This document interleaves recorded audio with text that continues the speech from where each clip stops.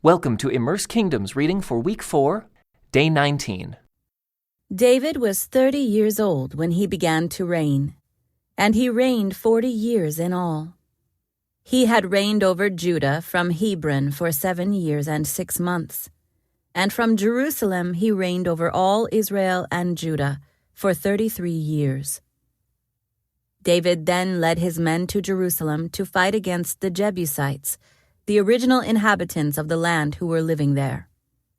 The Jebusites taunted David, saying, "You'll never get in here. Even the blind and lame could keep you out." For the Jebusites thought they were safe. But David captured the fortress of Zion, which is now called the City of David. On the day of the attack, David said to his troops, "I hate those lame and blind Jebusites. Whoever attacks them should strike by going into the city through the water tunnel." That is the origin of the saying, "The blind and the lame may not enter the house." So David made the fortress his home, and he called it the City of David. He extended the city, starting at the supporting terraces and working inward. And David became more and more powerful, because the Lord God of heaven's armies was with him. Then King Hiram of Tyre sent messengers to David, along with cedar timber and carpenters and stonemasons, and they built David a palace. And David realized that the Lord had confirmed him as king over Israel, and had blessed his kingdom for the sake of his people Israel. After moving from Hebron to Jerusalem, David married more concubines and wives, and they had more sons and daughters.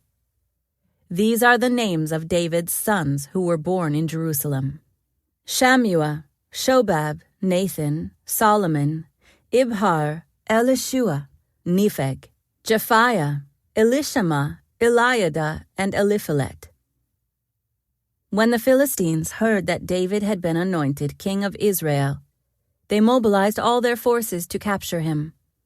But David was told they were coming, so he went into the stronghold. The Philistines arrived and spread out across the valley of Rephaim. So David asked the Lord, "Should I go out to fight the Philistines? Will you hand them over to me?" The Lord replied to David, "Yes, go ahead. I will certainly hand them over to you." So David went to Baal Perazim and defeated the Philistines there. "The Lord did it," David exclaimed. "He burst through my enemies like a raging flood." So he named that place Baal Perazim, which means the Lord who bursts through. The Philistines had abandoned their idols there, so David and his men confiscated them. But after a while the Philistines returned and again spread out across the valley of Rephaim. And again David asked the Lord what to do. "Do not attack them straight on," the Lord replied. "Instead, circle around behind and attack them near the poplar trees.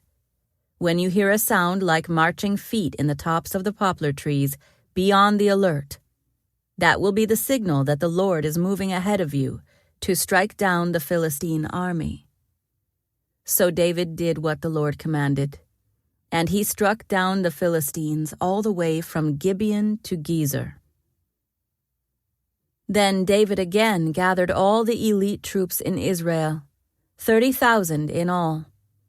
He led them to Baalah of Judah to bring back the Ark of God, which bears the name of the Lord of heaven's armies, who is enthroned between the cherubim. They placed the Ark of God on a new cart and brought it from Abinadab's house, which was on a hill. Uzzah and Ahio, Abinadab's sons, were guiding the cart that carried the Ark of God. Ahio walked in front of the ark. David and all the people of Israel were celebrating before the Lord, singing songs and playing all kinds of musical instruments: lyres, harps, tambourines, castanets, and cymbals. But when they arrived at the threshing floor of Nacon, the oxen stumbled, and Uzzah reached out his hand and steadied the Ark of God. Then the Lord's anger was aroused against Uzzah, and God struck him dead because of this. So Uzzah died right there beside the ark of God. David was angry because the Lord's anger had burst out against Uzzah. He named that place Perez Uzzah, which means to burst out against Uzzah, as it is still called today. David was now afraid of the Lord, and he asked, "How can I ever bring the ark of the Lord back into my care?" So David decided not to move the ark of the Lord into the city of David. Instead, he took it to the house of Obed-Edom of Gath. The ark of the Lord remained there in Obed-Edom's house for 3 months, and the Lord blessed Obed-Edom and his entire household. Then King David was told, "The Lord has blessed Obed-Edom's household and everything he has because of the ark of God." So David went there and brought the ark of God from the house of Obed-Edom to the city of David with a great celebration. After the men who were carrying the ark of the Lord had gone 6 steps, David sacrificed a bull and a fattened calf, and David danced before the Lord with all his might, wearing a priestly garment. So David and all the people of Israel brought up the ark of the Lord with shouts of joy and the blowing of ram's horns. But as the ark of the Lord entered the city of David, Michal, the daughter of Saul, looked down from her window. When she saw King David leaping and dancing before the Lord, she was filled with contempt for him. They brought the ark of the Lord and set it in its place inside the special tent David had prepared for it. And David sacrificed burnt offerings and peace offerings to the Lord. When he had finished his sacrifices, David blessed the people in the name of the Lord of heaven's armies. Then he gave to every Israelite man and woman in the crowd a loaf of bread, a cake of dates, and a cake of raisins. Then all the people returned to their homes.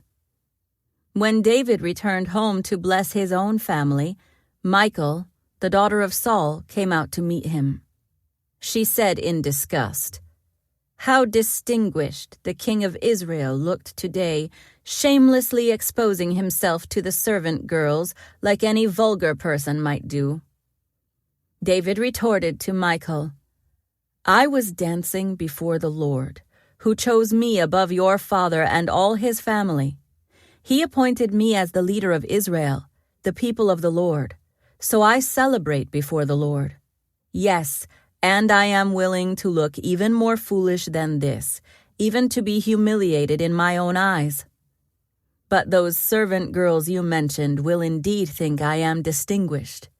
So Michal, the daughter of Saul, remained childless throughout her entire life.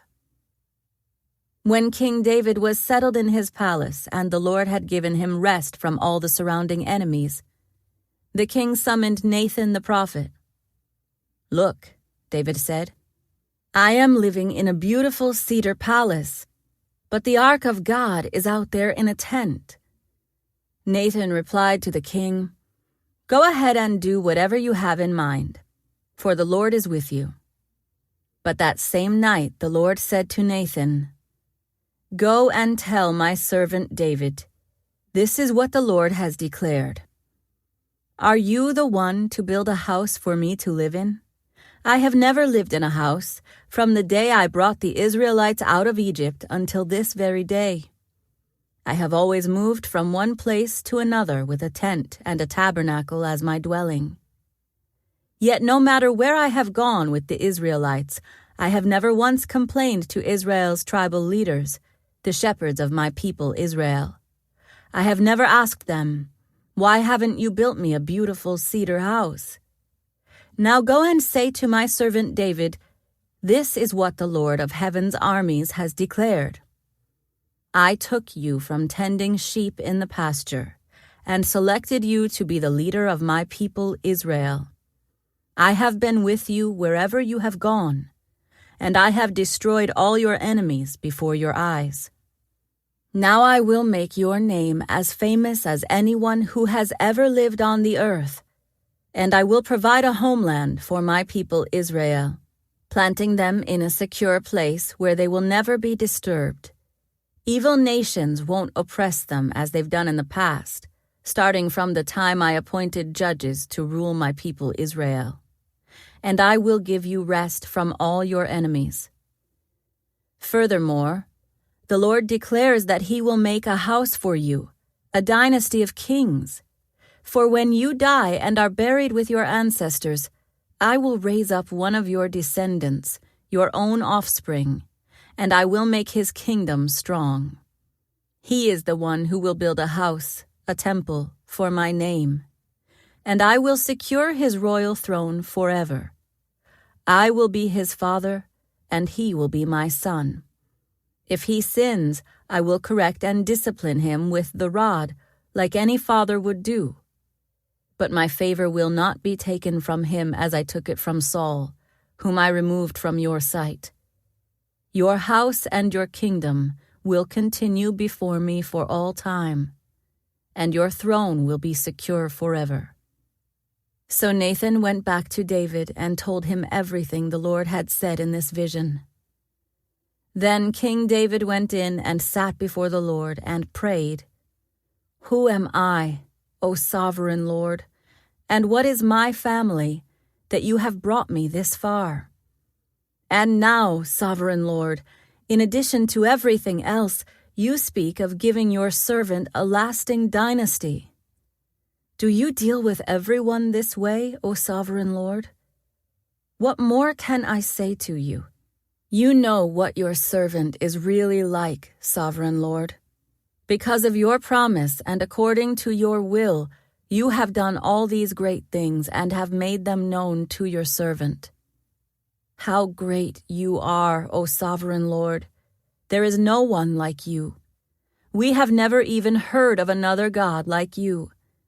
What other nation on earth is like your people Israel? What other nation, O God, have you redeemed from slavery to be your own people? You made a great name for yourself when you redeemed your people from Egypt.